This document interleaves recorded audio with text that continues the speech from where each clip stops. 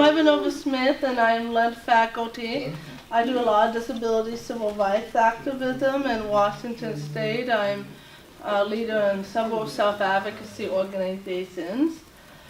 Today, though, I'm going to be talking to you guys about identities and how our identities shape us and the people around us, and how we all have different identities. And those different identities are good and valuable and help make who we are. So that's really what we're going to focus on. So we're going to talk about solid identities, so identities that you're born this way and it doesn't change. And then we're going to also talk about identities that are fluid, so identities that change based on time, based on activities, based on what we were raised with, our cultural experiences and perspectives. These are all different ways that, these are all different identities and different ways that identities become known. So there's some identities that you're born with. I was born in Latvia. When it was the Soviet Union, I was born in a different country. That makes me an immigrant, and that makes me, I was born in Latvia. I cannot say I was born in the U.S. That's an identity I have that will not change. That's always going to be known about my history. Another identity that it doesn't change is being a human. The characteristics that makes you different from other humans. So skin color, eye color, the way that your bones are built, your DNA, how your DNA forms your body. Those are all biological things that... Huh?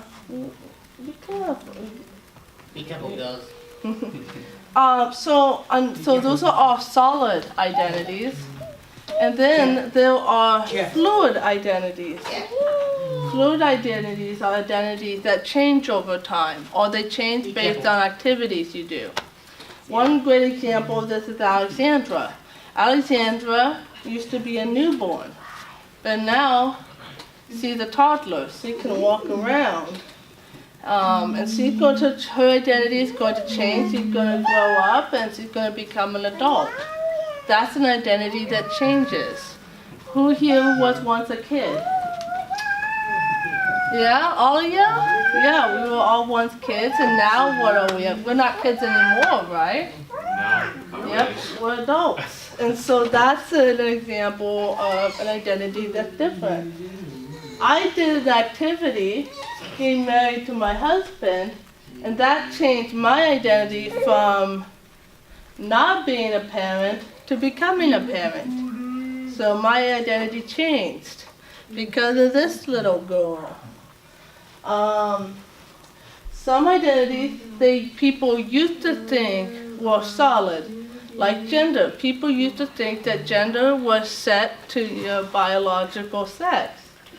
Nowadays, there's new research that gender is actually a fluid identity, one that could change, or one that you realize is different from your biological sex. So that example of that would be, I have excess chromosome. I was born with female characteristics.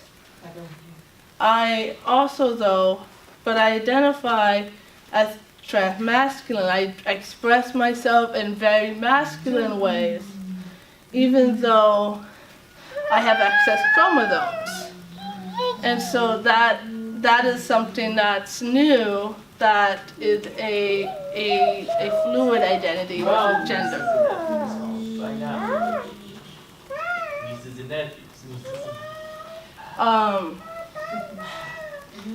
Another way that people identities change is becoming an uncle or an aunt. When my sister had a kid, I became an aunt. or some people, they become uncles. So, that's based on other people's actions. So some identities can happen based on other people's actions, and some can be based on your own actions.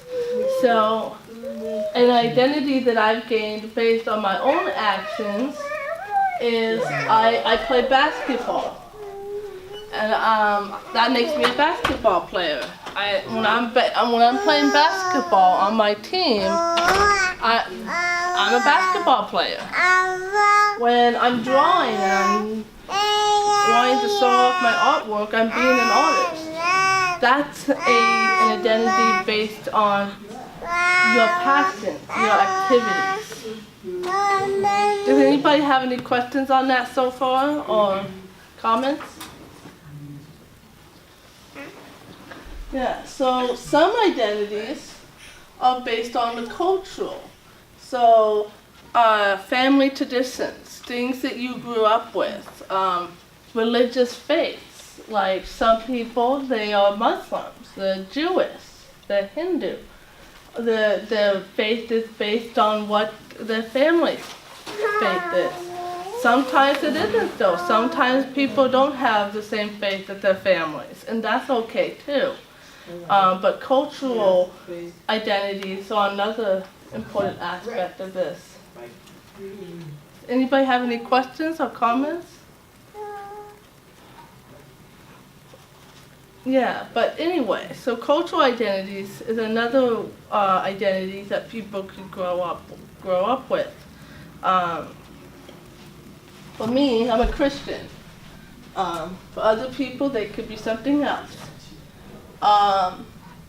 And families are basically two cultural traditions of two different families merging together into a family culture. So my family culture with my husband and my daughter, a lot of it is connected to the family culture of my husband's family and my adopted family. And then because I'm a transnational adoptee, I have the unique thing of sharing that perspective of my Latvian culture that my adopted parents may not be able to share. Because they were not born in Latvia, where I was.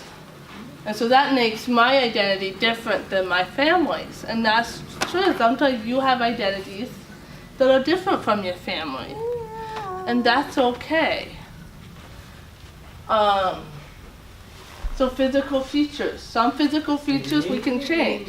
Hair color. People can dye their hair a bunch of different colors. I've seen people with blue hair now and purple hair.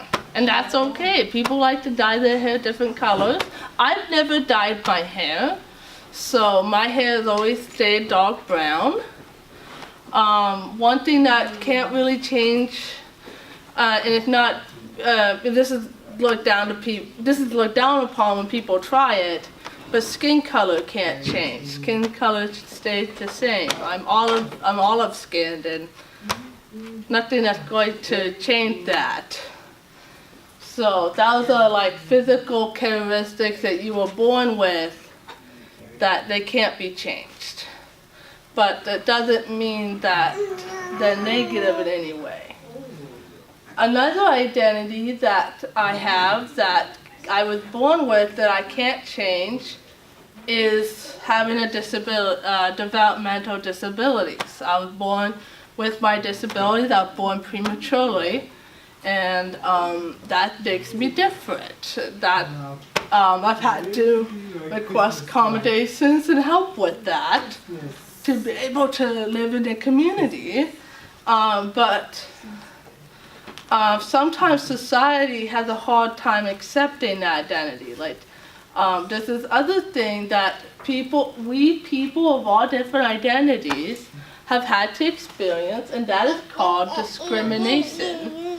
Discrimination is basically when you're discriminated based on your identities. Who here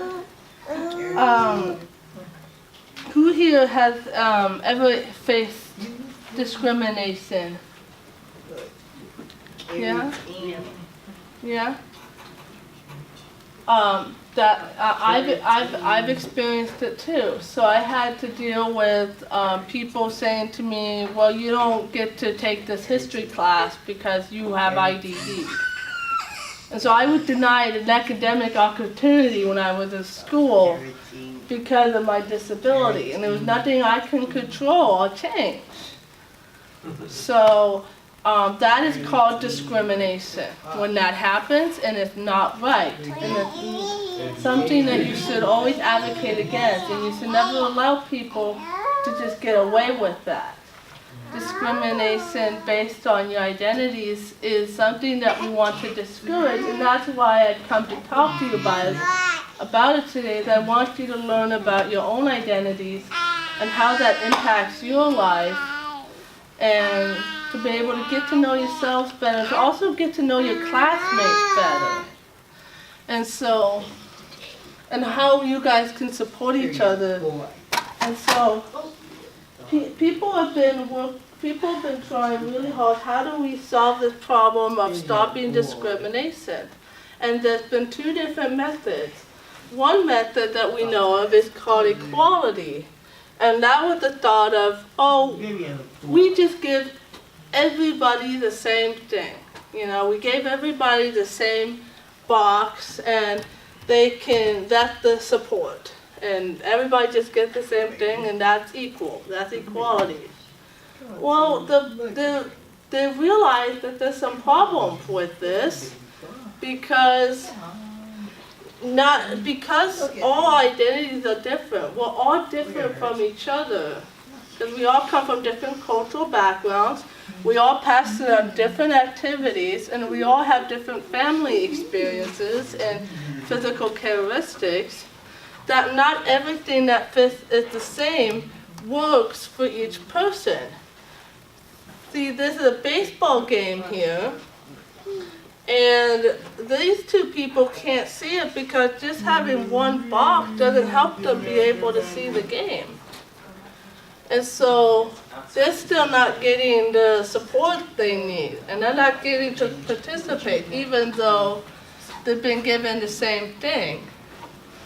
There's this new model called equity that says that let's give people what they need. Instead of just giving everybody the same thing, let's give them what they individually need as a person.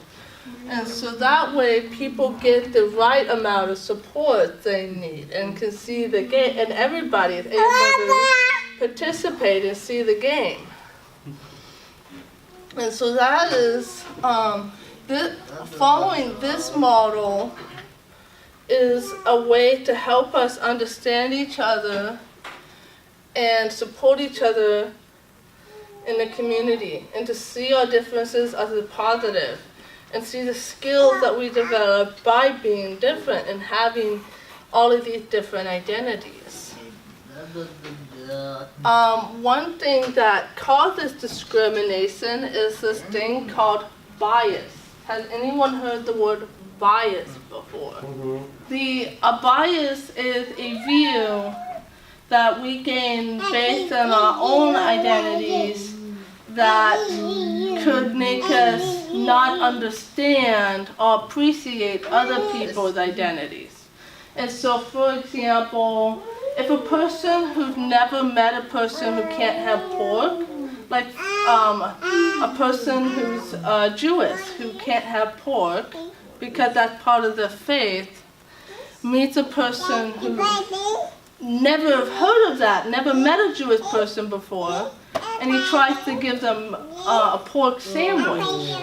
They give, pork is delicious, pork is the best, how can you not like pork? That is an example of an implicit bias, or a bias that's indirect. It's a hidden bias that the person did not realize that they were offending the person by trying to give them a pork sandwich. They didn't know that, they didn't understand So even if you don't understand another person's culture, sometimes by not being able to understand, you can gain biases in your mind about other cultures because you don't know about those cultures. You've not met people from those cultures and those identities. And so one thing to try to stop discrimination or prevent discrimination is to try to remind ourselves of our own biases and to think, oh, you know, maybe I'm not, I need to be more careful what I say about people of this identity group because I don't know that much about those people. So I need to be more careful, and I need to be careful on how I think about those groups. Am I thinking of them in a negative way or a positive way? That's called trying to confront your biases. Does that make sense? Yeah. Yeah. So that's a way that you can try to prevent discrimination. So with that, that would create more diversity. Diversity is basically saying that all of us with all of our different identities, that we have value and that we should value each other and work together. And so now that I've got to talk to you guys about these identities, I now want you to do an activity. I would like you to get out a piece of paper and a pen. And if you don't have a piece of paper, I have extra ones up here. But I want you to draw a picture of yourself and think about all of the activities you enjoy doing, the family values that you have, and the values you have of yourself, and write and draw that out to try to help, kind of see what is your identities, what makes you, and then I want you to get with a partner and talk to your partner about these identities and how they're different. There are some identities that you want to become, that you dream of becoming. Like some people, that's their career. The career they identify with really strongly. I want to be a doctor. I want to be a scientist. I want to be a game engineer, a game designer. These are identities that you can become. And it takes time and effort. It takes action. One thing that I saw with everybody sharing, with the people sharing, that people had different values to different identities. Some people, like, they really valued being a sister, being a mother, being connected to a family. The connection with a family was very important. And some people, it was very much based on, I want to do this thing. And more on an activity. So that is a great example and showcase of you all have different identities and you all have different values on your different identities. So some of you may have identities that you don't really think about and that you don't really talk about, but they're still part of your identity. And you have identities that you want to talk about more because you have more passion in that. And usually people have more strength, that feeling with activity type identities than identities they're born with. But it's healthy to have pride in both and see your body and your physical characteristics as a positive part of your identity. And that also includes disability. Some people may have told you in the past that you needed to look down on your disability, that disability shouldn't be part of your identity, but that's actually not really the case, because disability is something a lot of times we're born with, and you can't control if you have a disability or not. And so I wanted to help people think differently about disability and not have a bias against disability, but see disability as just another positive aspect of human life, that it's just another human variant. Alexandra, she has her body's going to change. You know, she's small right now, a little baby, but she's going to become an adult. But she's always going to be, she's always going to have fair skin, and she's always going to have her brown eyes, and she's always going to be known to have been born in Washington State. And so those are things that she can't control, but things that she will change over time as her growth, and her body will get bigger, and yeah. So, some identities are fluid, but some identities you keep for the rest of your life, and that's okay, and there's value in both. Did anybody here, did they learn something new about the person that they partnered with, about the identities that they didn't think about or know about? Does anybody want to share that? Yeah? Want to share that? I don't really know her, just met her that she likes art. She used to do badminton. What was the other sport that you said, Yna-Vianca? Badminton? You mentioned another sport you did at high school? And basketball. And basketball. Yeah, that's awesome. That's cool. So do you feel like that's made it, do you think that this activity has made you more comfortable with your classmates or less comfortable with your classmates? Doesn't really change my perspective. Huh? Doesn't really change my perspective. I just met her and I had nothing against her, so. Yeah, well, it doesn't, but, yeah. So it does, but it gave you, I'm not saying like made you, that you had negative feelings Right. before, I'm saying like, but did you feel like now you guys can strike up a conversation more? Yeah. Or, yeah, okay. That's cool, that's awesome. Did anybody else gain any insights on this activity? What did you guys get out from this activity?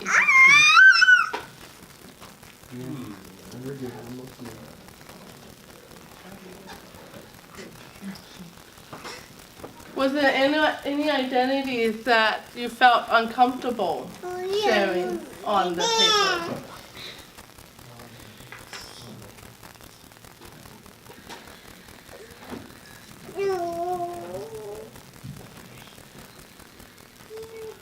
Sometimes there are identities that it may be uncomfortable to talk about, and that's okay too. Some identities you don't want to share with everyone, and that's okay. Especially in today's political climate, a lot of people are afraid to share if they are gay Yeah. or if they're trans, Mhm. any of those Yeah. things, because there's such a bad bias on it. Yes. And so that's makes it really scary for some people to share that information. I feel like it's not even just people not understanding. It's like, for example, these days, like, you have a lot of poor people in the streets, right? And so a lot of people come from, okay, I gave him money, and so he went and bought himself cigarettes. And you think, okay, just because that one person does it, every single person coming from that position is going to do that. Yeah. So a person's actions could affect how you see that person. Not just that person, but that whole minority. Yeah, you see the whole group like that. Yeah. That's another example of implicit bias. Because you saw one person of an identity group do something that you saw was like, oh, that's not a good thing. Sometimes our brains can make us think, well, then that whole group is like that. So that example of homelessness is a really good example of that. It's because we've seen, we've heard stories, or we've seen a homeless person, somebody do that, we may think, oh, homeless people are like that, so we should never give money to them. But that's not always the case. There are people that really need help, or they're just really hungry and they just want a couple of dollars to get into a Burger King. And so that's something that to think about is how your personal experience with a person, if you've had a negative experience, to not take that negativity and think, well, and go after that person's identity. So like, let's say you have somebody that they are Eastern European. I'm Eastern European, and I hit somebody that, and that person who I hit, that person may now have a negative connotation of Eastern Europeans because of my action. But that's what could cause bias, because that was my own individual action. That does not reflect on my community and my identity. It should reflect on my own individual self and my mistake in hitting that person. And so you should never use your identity to say, oh, well, I hit that person because I'm autistic. That's not an excuse to harm a person. Actually, I see people try to use autistic as an insult. Yes, so that's another thing is sometimes discrimination comes in a form of people using your identities against you, attacking you for your identities, making fun of you for your identities. So It's like I've seen other people just basically, I've seen people say it against like other people who are perfectly normal, and they try to use it like as an insult. That's still discrimination. That's stigmatization. So that's called stigma. And stigma, I'm going to write that word up here so you guys can learn it. So stigma is it's a negative image. It's a negative image about a person's identity. So like it gives you a negative image in your mind about an identity group. Has anybody had thoughts like this? Like with your example with the homeless person, that's a really good example of this. Is that's a way that people can be stigmatized, is by you see somebody makes a report or they say something, I saw this one person do this, and so the whole identity group is like that. And that's called stigma. And we've all probably experienced it. So when people say things like, oh, those disabled people, they can't do as good, they don't deserve to get the same rights as everyone else, that's part of stigma. That's because they think that they have the negative view that all people with disabilities are burdens. But that's not true. And we know that ourselves because we experience it. We live our lives, we're active, we do things. It's like, hey, you can't tell me I don't do things because I have a disability. And there's a ton of non-disabled people that are couch potatoes. So stigma is something that it's what bias can become. So biases and discrimination, they all work together in putting down a person's identity, which is not a good thing. We want people's identities we want people to be feel positive about themselves. I want you guys to feel positive about who you are as a person. And it's not just based on one thing. You all have multiple identities, both fluid and solid. And those all intersect with each other. They're all connected with each other.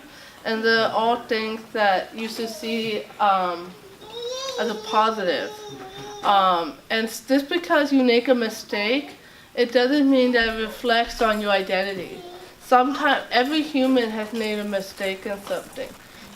Every one of us is going to make a mistake. Every one of us is going to do something we're not supposed to do, like a little peanut roll right now. We're not supposed to touch with that wet.